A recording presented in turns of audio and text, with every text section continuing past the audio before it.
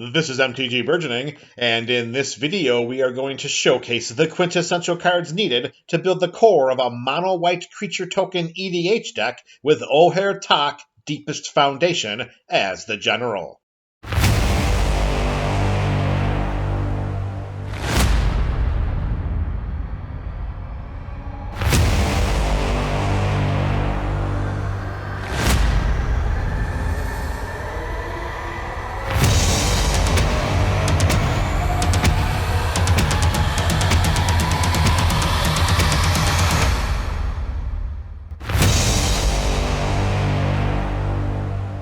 Ojer Taq, Deepest Foundation, debuted in the Lost Caverns of Ixalan and is a 6/6 god with vigilance for 4 and 2 white mana.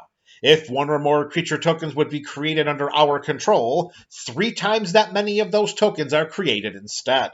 Since we are sculpting the core of a mono-white token deck around a general that triples our creature token output, we plan to inundate the core of this build with cards that create creature tokens, cards that enhance creature tokens, and cards that synergize with creature tokens.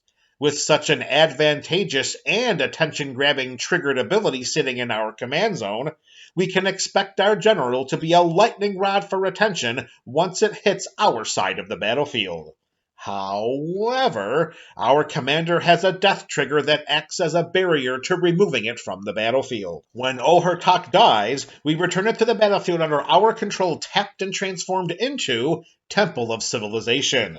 We can tap it to add 1 white mana to our mana pool, or we can pay 2 and a white mana and tap it to transform it back into Ojer Taq. We can only activate this ability if we attack with at least 3 creatures this turn, and only as a sorcery. Here we have a general that enhances creature token production in a color known for creating creature tokens. This ability powerfully synergizes with a creature token-focused build, and its added layer of protection through its transforming death trigger grants it greater staying power on the battlefield. Through this dynamic, we will inundate our side of the battlefield with creature tokens and overwhelm our opponents on the path to imminent victory. Let's begin filling the core of this build with one-and-done ways to create creature tokens. Remember, with our general on our side of the battlefield, each time we do so, we triple the number of creature tokens we create. Conqueror's Pledge creates 6 1/1 core soldiers for 2 and 3 white mana, but if we pay an additional 6 generic mana for the kicker cost of this spell, then we create 12 of those tokens instead. Devout Invocation has us tap any number of creatures we control to create a 4/4 angel with flying for each creature tapped this way. This sorcery can double the number of creatures we control. Finale of Glory creates X 2/2 soldiers with vigilance, and if X is at least 10, then we also create X 4/4 angels with flying and vigilance. If we pump just 10 mana into the X cost of this spell, then we create 20 total creature tokens with a combined 60 power and 60 toughness. Entreat the Angels creates X 4/4 angels with flying for XX and 3 white mana. Or we may cast Entreat the Angels for its miracle cost when we draw it if it is the first card we drew this turn. Note that we can reveal and cast a card with miracle on any turn and not just our own, as long as it is the first card we have drawn that turn, of course. Through its Strive mechanic, Launch the Fleet costs 1 generic mana more to cast for each target beyond the first. Until end of turn, any number of target creatures each gain. Whenever this creature attacks, we create a 1/1 soldier that is tapped and attacking. We can potentially double the number of creatures we control with this spell. Stormherd creates a number of 1/1 Pegasus creature tokens with flying equal to our life total. And with a pocket of yet-to-be-revealed life-gaining options in the core of this build, Stormherd has the potential to create a game-winning army. At instant speed, we create X 1/1 warriors with Secure the Wastes, and X 1/1 citizens with Grand Crescendo. Note that Grand Crescendo also gives creatures we control indestructible until end of turn. If needed, then we can pay 0 into X and cast this spell for 2 white mana, just to give our creatures indestructible until end of turn. Another instant speed option is Call the Coppercoats. It also has the Strive mechanic. We choose any number of opponents, and then we create X 1/1 human soldiers, where X is equal to the number of creatures those opponents control. Although our creature token output is dependent on the number of creatures our opponents control, this spell has the potential to create another wide army of creature tokens. We have some enter the battlefield burst creature token creating options in Reverent Hoplite and Evangel of Heliod. Through their respective devotion mechanics, Reverent Hoplite creates 1/1 human soldiers, and Evangel of Heliod creates 1/1 soldiers that are both equal to our devotion to white. To factor our devotion to white, we count the number of white mana symbols and the casting costs of permanents we control. Our devotion should be quite robust considering we are piloting a mono-white build. We have a few creature token producing cards that we can use twice during a game. When Defenders of Humanity enters the battlefield, we create X 2/2 Astartes Warriors with Vigilance. This enchantment's activated ability costs the same as its mana value and produces another X 2/2 Astartes Warriors.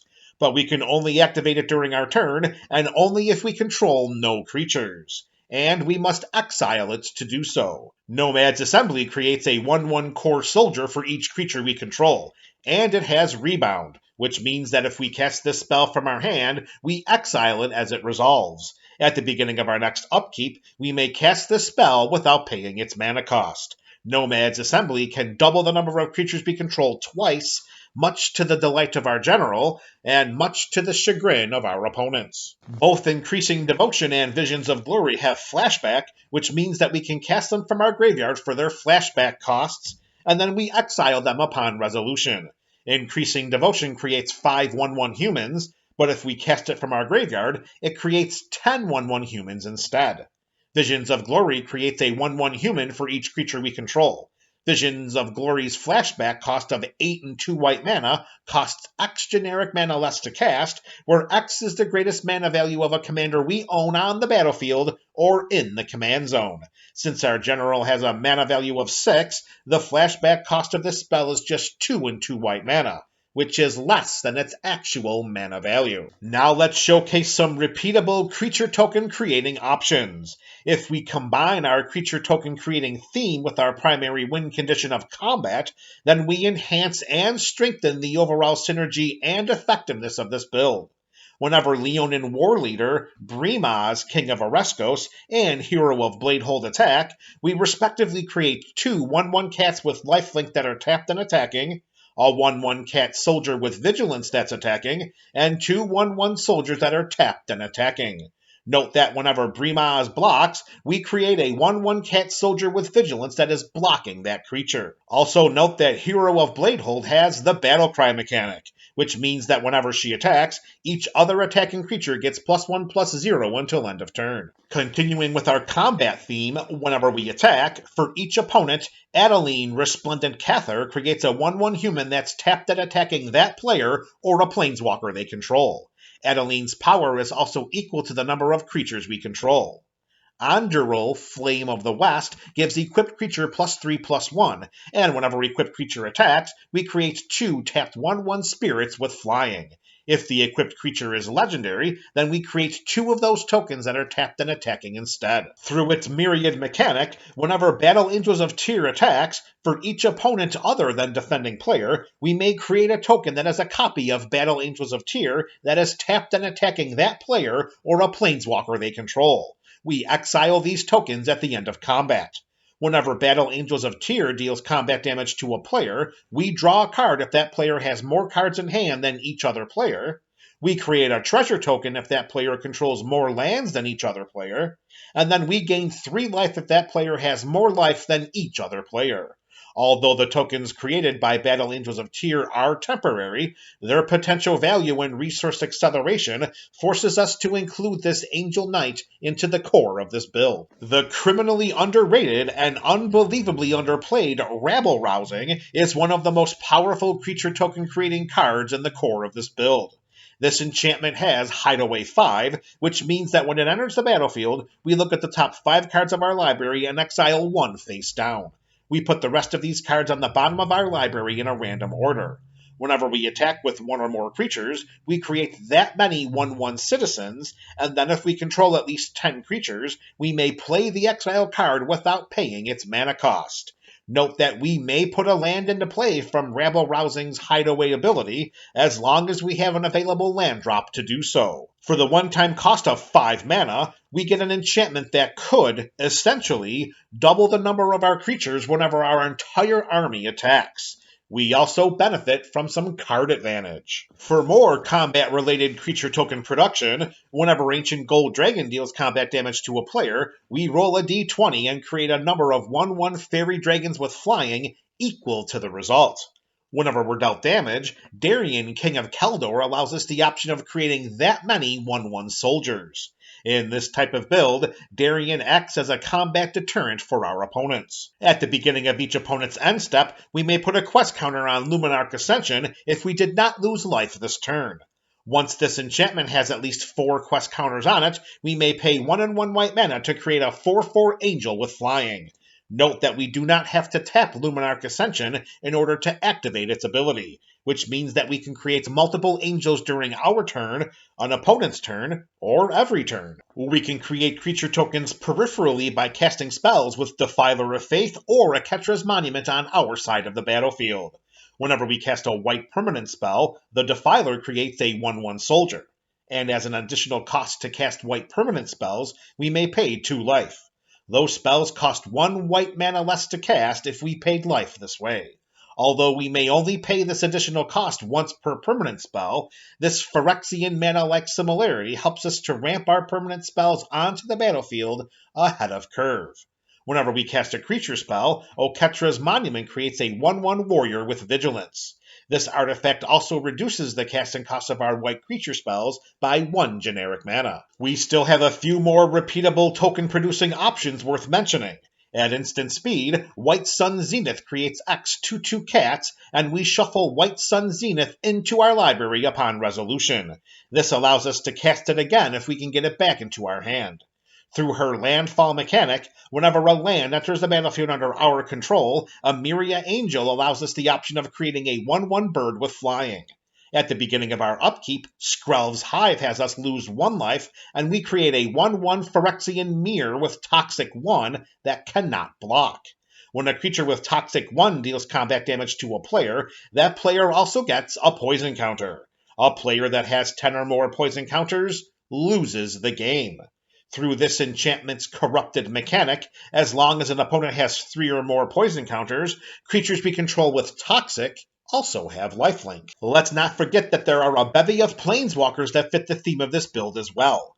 Elspeth Knight Errant creates a 1/1 soldier. Archangel Elspeth creates a 1/1 soldier with lifelink. Both Elspeth Tyrell and Elspeth Sun's Champion creates 3 1/1 soldiers for different loyalty costs. The Knight Errant also provides temporary creature buffing and evasion, as well as protection for our artifacts, creatures, enchantments, and lands in the form of an indestructible enabling emblem.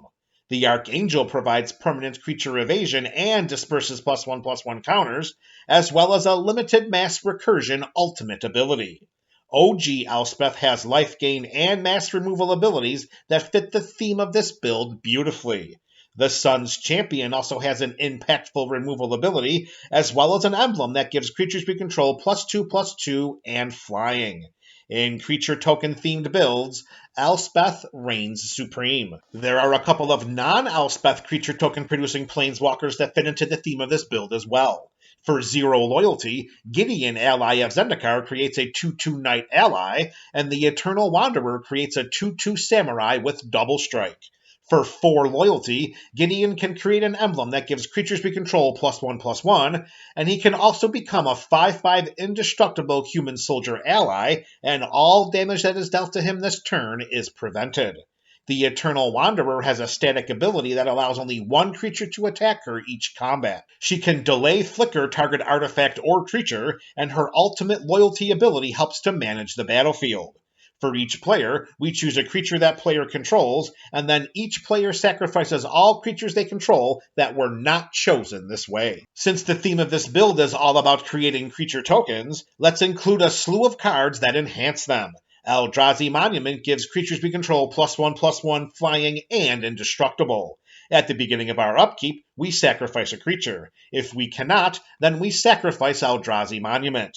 We should have little trouble paying this artifact's upkeep cost in a dedicated creature token build like this one. Alesh Norn Grand Cenobite gives creatures we control +2/+2 and gives creatures our opponents control -2/-2. This global power and toughness swing can be considered a win condition here. Baldan Century Herdmaster provides an outside-the-box combat dynamic. As long as it is our turn, each creature assigns combat damage equal to its toughness rather than its power. Whenever Baldan attacks, up to 100 target creatures each get +0/+X until end of turn, where X is the number of cards in our hand.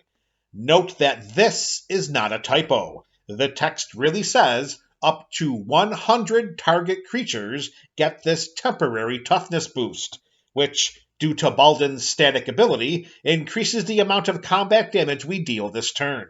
Baldan offers quite a unique combat-centric win condition in a color that does not need it. Through its landfall mechanic, whenever a land enters the battlefield under our control, Felidor Retreat provides us the option of either creating a 2/2 cat beast or putting a +1/+1 counter on each creature we control. These creatures also gain vigilance until end of turn. At the beginning of our end step, Virtue of Loyalty puts a +1/+1 counter on each creature we control, and we untap them. Prior to casting this spell as an enchantment, we can cast it as an instant through its adventure side. Ardenvale Fealty creates a 2/2 knight with vigilance. Whenever a creature enters the battlefield under our control, Cathar's Crusade puts a +1/+1 counter on each creature we control. Cathar's Crusade is a powerful win condition in creature token-themed builds. For some creature token-friendly win conditions, if one or more creature tokens would be created under our control, Divine Visitation creates that many 4/4 angels with flying and vigilance instead. That's right, with this enchantment on our side of the battlefield, we can create Serra Angels like nobody's business. This oh-so-powerful enchantment also sports some of Magic's most entertaining flavor text. Legion Loyalty gives creatures we control Myriad. Although the creature tokens created by this Myriad-enabling enchantment are not permanent, their impact on the game is a much different story. If we send our entire army of creatures at one opponent, then each other opponent will be attacked by a copy of our entire attacking army of creatures. The game should end soon after. When Moonshaker Cavalry enters the battlefield, creatures we control gain flying and get +X/+X until end of turn, where X is the number of creatures we control. Moonshaker Cavalry provides potentially game-ending evasion enablement and power-boosting effects for our entire army of creatures. The underloved and underappreciated Starlight Spectacular adds another creature token-centric win condition to this build. Through this enchantment's parade mechanic, at the beginning of combat on our turn, we choose creatures one at a time until each creature we control has been chosen. Each of these creatures gets +1/+1 until end of turn for each creature chosen before it. So the first creature chosen gets +0/+0, the second creature chosen gets +1/+1, and so on and so forth until each creature we control is selected. Note that we do not have to attack with our creatures for the purposes of triggering Starlight Spectacular's ability. This ability is triggered at the beginning of combat and not during the declare attacker's step of combat. In a build that is crafted to create oodles and oodles of creature tokens, Starlight Spectacular offers potential game-ending power and toughness boosts. Now let's close out this video with a smattering of cards that synergize with and enhance our creature token theme. At the beginning of each end step, if we created a token this turn, then Benny Brack's Zoologist draws us a card. Through this Elf Druid's Convoke mechanic, our creatures can help us cast him. Each creature we tap while casting Benny pays for 1 generic mana, or 1 mana of that creature's color. In this build, we can reasonably cast Benny without paying any mana to do so, and we can reasonably expect to draw a lot of cards from his end step trigger. Chivalric Alliance provides another source of peripheral card draw.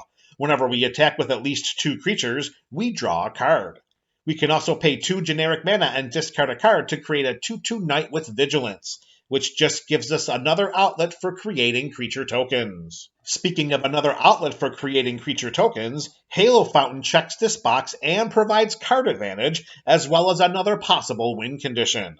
We can pay a white mana, tap Halo Fountain, and untap a tapped creature we control to create a 1/1 citizen. We can pay 3 white mana, tap Halo Fountain, and untap 2 tapped creatures we control to draw a card. We can pay 5 mana, tap Halo Fountain, and untap 15 tapped creatures we control to simply win the game. In this type of build, winning the game with Halo Fountain is easier than Sunday morning. With oodles upon oodles of creature tokens being created throughout the game, let's benefit from this dynamic by gaining life with Soul Warden and Soul's Attendant. Whenever another creature enters the battlefield, these human clerics gain us 1 life. Daxos, Blessed by the Sun, gains us 1 life whenever another creature we control enters the battlefield or dies. His toughness is also equal to his devotion to white, making Daxos a formidable combat deterrent for our opponent's ground-dwelling creatures. Of course, our creatures are going to be sent into combat, and whenever a white creature we control attacks, Linden, the Steadfast Queen, gains us 1 life. Generally, in building around series videos like this one, we leave the suite of removal spells in the hands of each individual deck brewer. However, we would be remiss if we failed to mention a couple of mass removal spells that are thematically perfect for this type of build.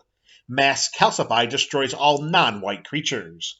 It may be a feat as rare as winter roses to find another opponent playing a mono-white build at the EDH table. Successfully resolving this spell should tilt the battlefield completely in our favor. By invitation only has us choose a number between 0 and 13. Each player sacrifices that many creatures. By the way we have sculpted the core of this build, by invitation only should be able to remove all of our opponent's creatures from the battlefield, while a plethora of our own creatures remain. Note that creatures are sacrificed through this spell, which dances around Indestructible, Shroud, Hexproof Ward, and other forms of protection. Generally, again, in building around series videos like this one, we leave the mana base in the hands of each individual deck brewer. However, we, again, would be remiss if we failed to mention the benefits of crafting the land base of a monocolor build in the following manner. Since we're playing mono-white, all signs point to Plains being the most featured land in the build. But it shouldn't be. Instead of using Plains, we are going to use snow-covered plains instead. This allows for a more strategic construction of an accelerated mana base. How are we going to do this? Well, when Extraplanar Lens comes into play, we exile target land we control. Whenever a land with the same name as the exiled card is tapped for mana, its controller adds 1 mana of any type that land produced. In any mono-colored deck, Extraplanar Lens can provide a massive boost in mana resources if utilized in this strategic way. It is far less likely that any of our opponents with white in their EDH decks are playing with snow-covered plains instead of plains. This way, we restrict the double mana producing lands to only snow-covered plains, of which we have a plethora, and our opponents, most likely, will have none. Of course, no mono-white creature token build would be complete without Anointed Procession and Mondrak Glory Dominus. These cards create twice the number of tokens created under our control. Note that we can pay 1 generic mana and 2 white Phyrexian mana and sacrifice 2 other artifacts and or creatures to put an indestructible counter onto Mondrak. We can pay white Phyrexian mana by either paying a white mana or by paying 2 life. These 2 cards help to supplement Ojer Taq's absence from the battlefield, particularly if our general is languishing in the command zone due to overtaxation. Hopefully, our opponents will not languish over playing any games of Magic with us in the future. This video provided a blueprint for building the core of a mono-white creature token commander deck with Ojer Taq Deepest Foundation as the general. The cards showcased during this video are suggested options for crafting the thematic core of a mono-white creature token EDH deck, in addition to providing ways of optimizing this theme. Removal spells, disruption, ramp, and the land base can vary from build to build, and also are dependent on metagame preferences and availability. In building around videos like this one, these deck components are left in the hands of each individual deck brewer. If you found this video appealing, then be sure to check out our other building around videos through the playlists on your screen. Also, be sure to check out our other deck building series, and don't forget to let me know your thoughts about the core of this Ojer Taq build in the comment section below. This is MTG Burgeoning, a channel for all things Magic.